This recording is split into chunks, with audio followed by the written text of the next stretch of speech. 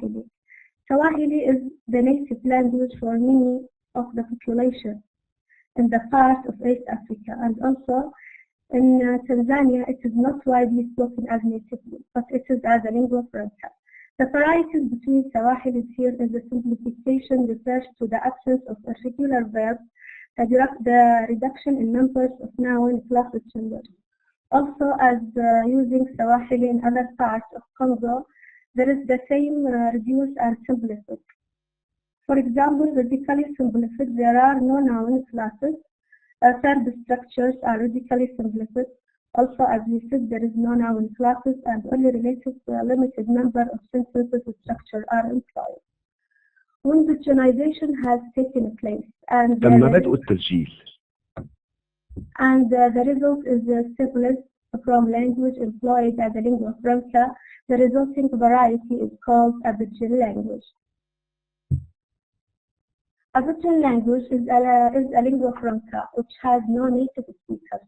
So the difference between pidgin language as a lingua franca, people common language. There is a common language between people or speakers whose native language are different. But in pidgin, people don't have a language in common. They only have a mixture of simplified language. A pidgin is derived from a normal language through simplification, reduction, and interference, or admixture from native language or language of language of those who use it. The concerning is on pronunciation. In first stage of its development, pre-pidgin, it is used only in trading or other limited contact situations. Contact language enforcing at least 2, often 3 different language groups. As one dominant language, as we have explained with Swahili, and at least 2 non-dominant languages. If contact between the speakers of the dominant language and others is minimal, it is not difficult to see how pidgin might arise. Over time, the pre-pidgin will acquire a set of structure and norms of usage which will be accepted by everybody. So, it is the product of a multilingual situation in which those who wish to communicate must find or improvise a single language system that will enable them to do so. Pidgins are really different in degree rather than in time. They are a genuine language with structure and most of attributes of other language. Although they are easy to learn, they are difficult to learn properly. Let us see the example of British Solomon Island. Here in the text, he gives us the text written by a New Solomonic. Clearly, there is a very strange kind of English indeed. There is a difference between a New Solomonic and English, and it is difficult for an English speaker to understand if he hears rather than read, and the translation is necessary when he also reads. Why? Because the speaker here has learned a second language, but the second language he has learned was the New Solomonic, not English. So the grammar and vocabulary of the New Solomonic also similar to English, but it is different. The New Solomonic and other varieties of pidgin English as language quite separate from English.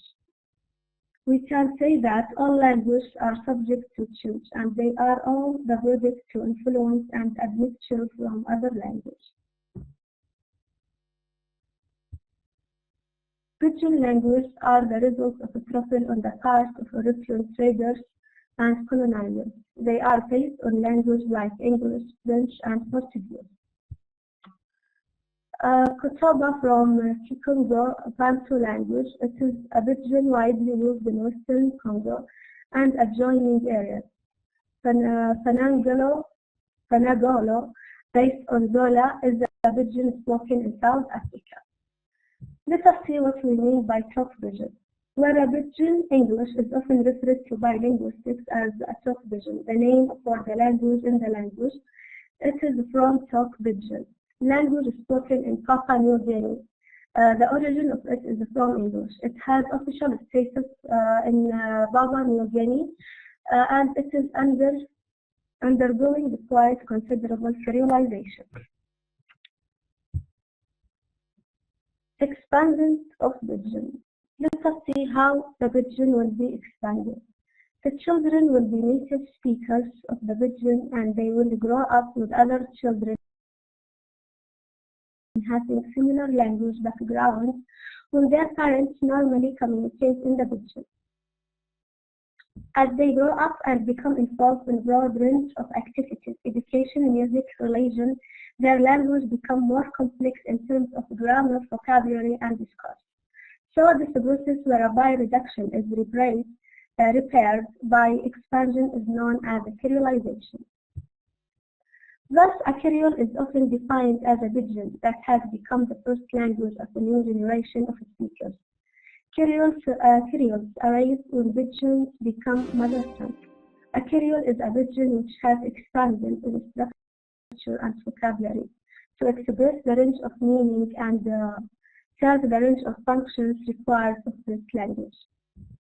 Creole also can become dominant language of communities.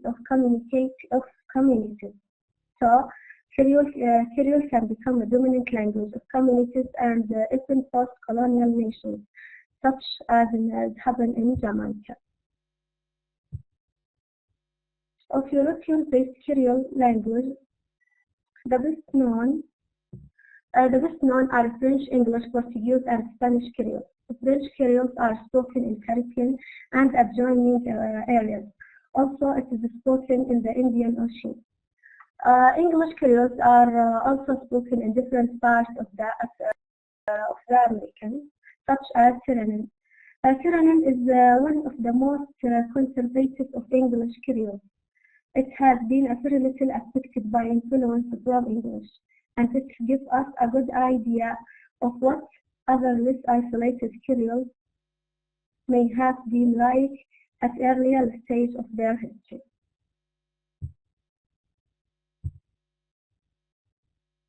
Let us see what do we mean by Creole. Creole is an English Creole with about 30,000 native speakers living in and around Freetown. The language development from an English Creole spoken by slaves returned from Jamaica and not directly connected with West African pidgin. So the similarities between the four varieties, British English, Sierra English, and Western African pidgin, and last one Creole, lead us to conclusion on the part of many Syrianism that the three lower prestige from represent unsuccessful attempts to imitate the higher prestige British English, and pidgin and Creole particular are often simply regarded as broken English. Jamaican Creole, and some linguists call it Jamaican English. Let us see what happened in Jamaica. In Jamaica, Standard English is the official language and is spoken there by educated Jamaicans and people of British English. The language used is an English-based Creole, which is not itself mutually intelligible with Standard English. Jamaican Creole are a language related to but distinct from English. Let us see the examples given here by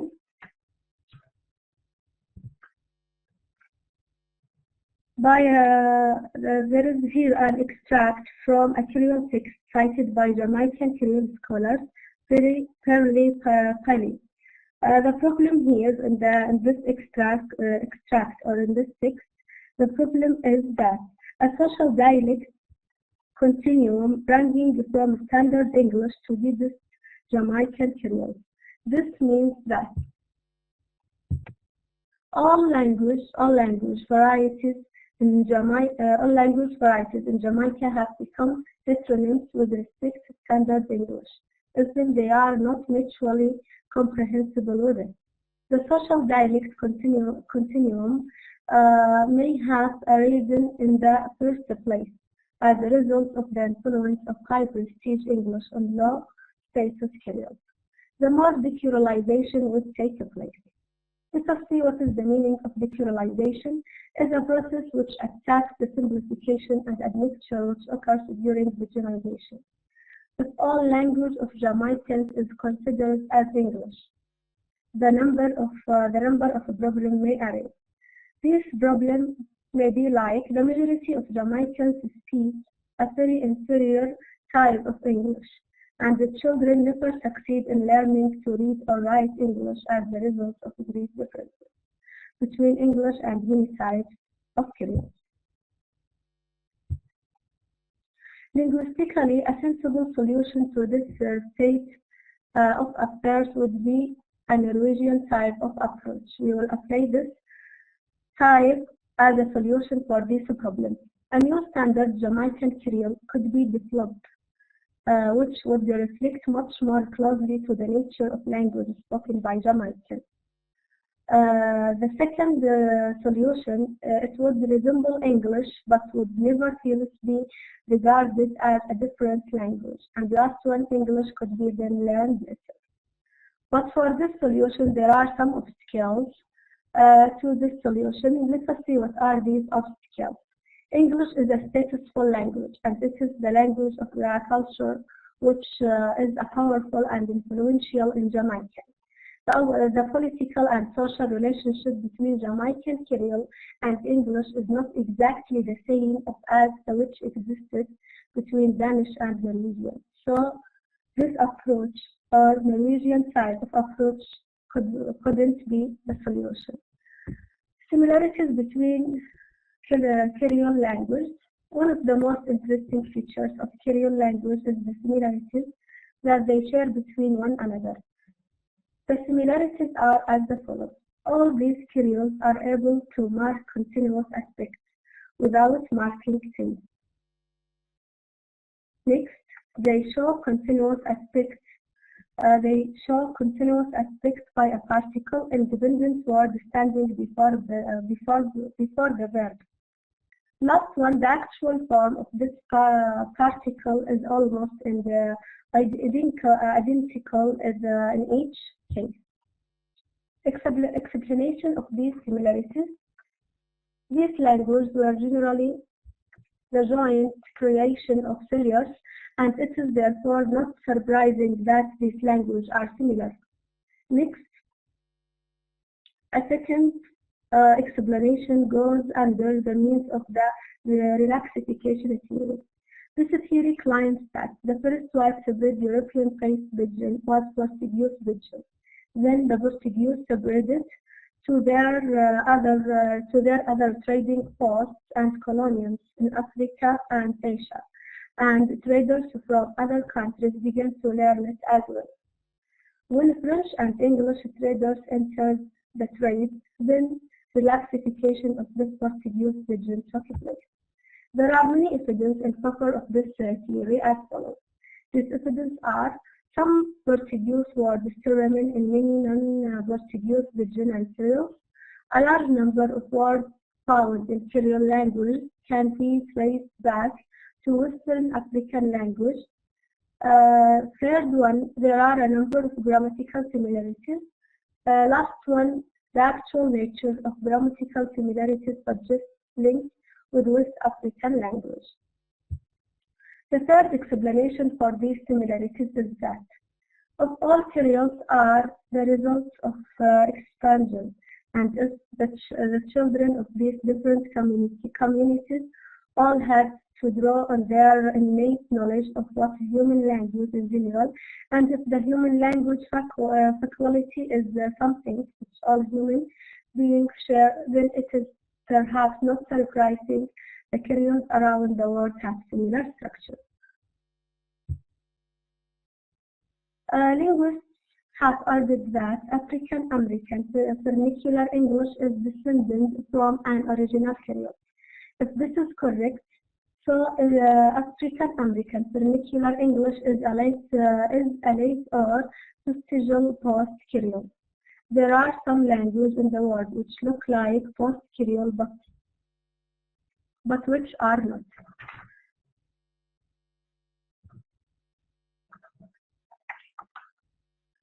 These are varieties. Which show a certain degree of simplification and admixture. We don't call these language curious because the extent of simplification and admixture is not very great, and we don't call them post-curial because they have never been curial, which is in turn because they have alphonified language. There are some languages in the world which look like post-curial, but which are not. We have talked about this point. Last thing we will talk about today is where a language appears to have two main sources. This language can be called as a dual sources. The dual source pidgin, curials, post-curials, and curiosity. The example is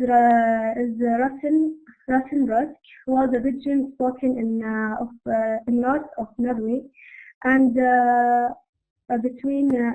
when trade between Norway and Russian halted as a result of Russian Revolution.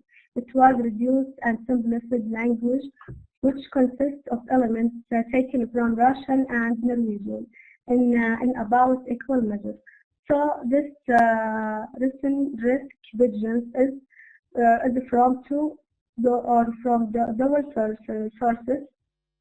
So that means it has two main sources, Russian and Norwegian. Also in the book there are many examples that may explain this point. I have pasted this link for you as trivial explain language and contact in YouTube if you want to see it. Thank you all for listening. That's all for today. Thank you, Dr. Abdullah, for giving us a chance. Although there's been a lot of research going on at that time with language and contact, especially in relationship to pigeons and creoles, what I really look at it from a geopolitical linguistic perspective, it is a reflection of the human suffering out of which languages may emerge. SubhanAllah, if you look at how, there's been a lot of persecution, colonization, manipulation of many nations. Out of that,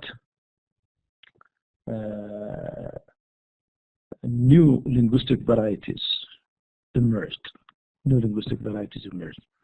And as we know, we're losing a language every 2 weeks. But we're gaining some languages.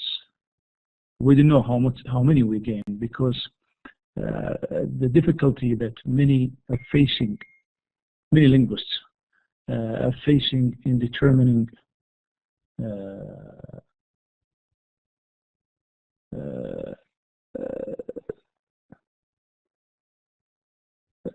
the difficulties in Allahumma salli ala sallam, facing linguists in determining which is a language, which is, we can tell when a language disappears, but it's difficult to tell when a language is born until a nation emerges and really recognizes that language either through standardization or wide use of that language.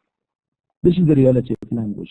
What we mean by purity, linguistic purity, is that this language has not mixed with any other linguistic varieties, which is impossible, because you have purification and you have preservation, linguistic preservation and linguistic purification.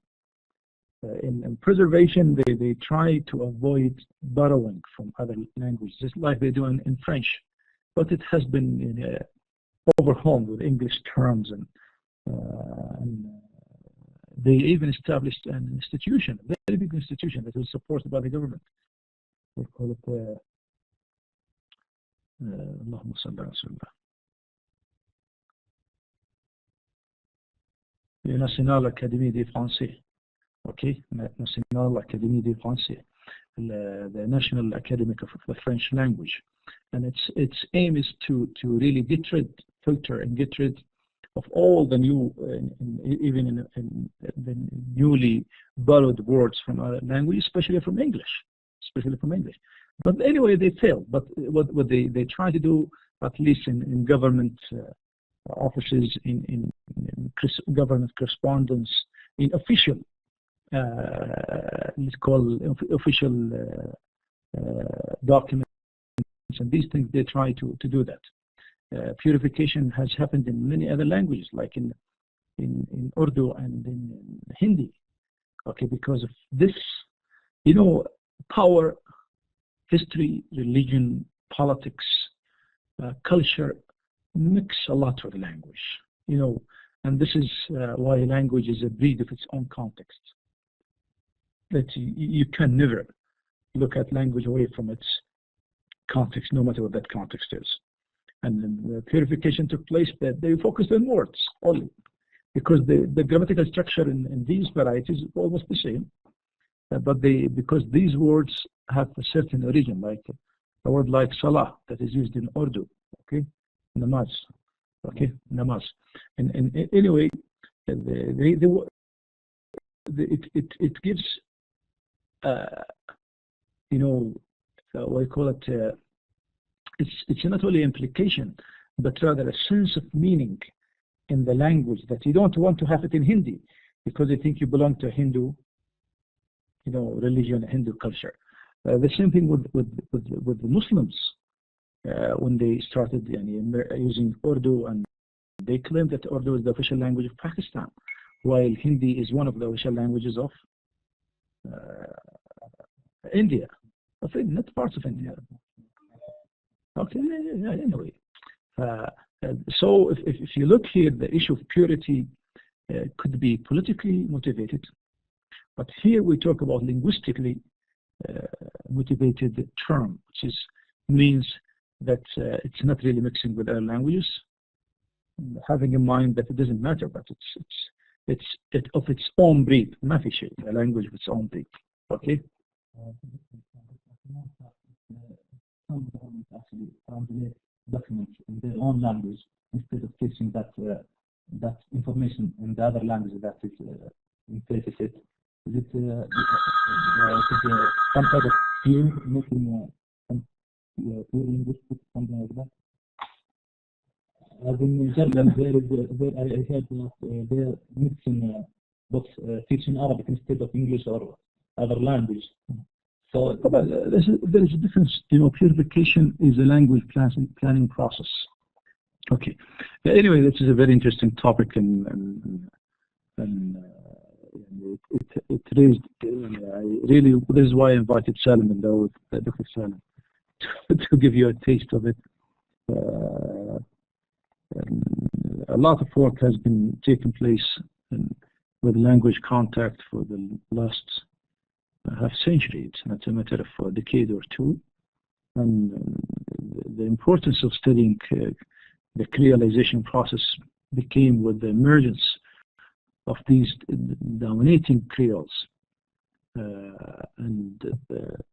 Yes, there has been a lot of power struggle taking place that is reflected on the creolization process. First there was imposed slavery and transportation, forced transportation of people from their land, from their families, where they got into contact with other people who spoke different languages, and they had no other way but to adapt to a new communication system for surviving. Communication is part of survival. If I cannot communicate with you, I cannot survive. Trade business, that took place, the Portuguese with their excavation all over the world, Vasco da Gama and Magellan and all those people who went all over the world and established colonies at different places and tried to spread their own language, their own religions, their own way of life, and let's say invest in business and industry and agriculture, all these things. But this contact that they had with different nations, as they talked about, the role the Portuguese had played, the sailors played in the world. After that, with the emergence of dominating colonialism, since starting with the 16th, 17th, 18th to 19th century, the British the French, the Dutch, and the Spanish to a certain extent. The Portuguese did it before that. Okay, they were the first actually to go all over, and many colonies started to emerge, and the need for communication emerged. More population started to spread. Later on, when these became independent nations, in the beginning they were just product islands. If you talk about Haiti, Jamaica, and many places like that, they didn't exist as entities. Okay, even with huge colonies like the United States, like Canada, like Australia, like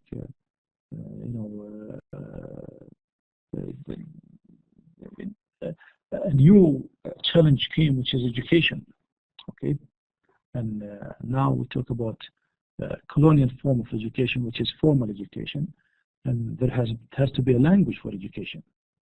And here people went through this contact, turned into another form of linguistic competition, which linguistic variety can use for education.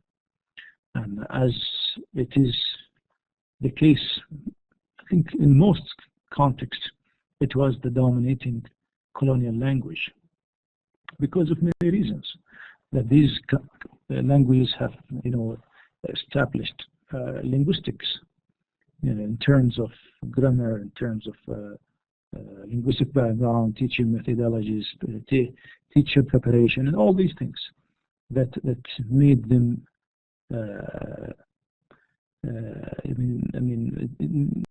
salient to be I won't say selected, but rather imposed. And this is why in most of these nations you find a very high rate of illiteracy.